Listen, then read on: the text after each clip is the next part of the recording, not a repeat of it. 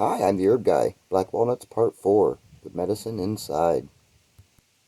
Welcome to Part 3, The Medicine Inside. In a recent WebMD article, they stated that black walnuts have the highest level of protein of any tree nut.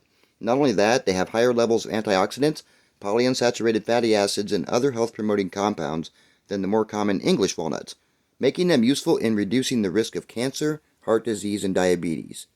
Pretty neat, huh? Some studies have shown that it has a positive impact on vascular reactivity, meaning that they help blood vessels respond to changes in the body in a healthy way. They also help lower LDL cholesterol in the blood. And in regards to disease prevention, they are associated with lower rates of heart disease and reduced risk of gallstones. Women who eat more nuts are less likely to develop diabetes. There's also evidence that eating nuts might lower blood pressure, reduce the risk of cancer, and prevent inflammation. This article also discussed black walnuts' role in reduced cholesterol and obesity prevention. Now, something that surprised me was one study found that subjects who ate 43 grams of walnuts per day over 8 weeks had more probiotics and other good gut bacteria than those who didn't.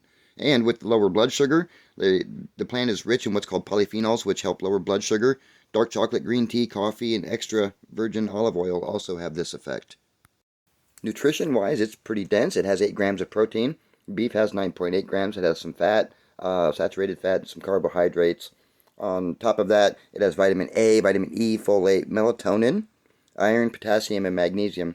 And it really does seem kind of foolish to be throwing these away. I know they're everywhere, but I mean, wow, this is a lot of food I think that we're potentially wasting. What do you guys think of this article? Do you think I should do something else like this? Let me know in the comments below if you liked it. Now stay tuned for part 3. We're getting ready to grind them up and turn them into capsules. So let me know what you think.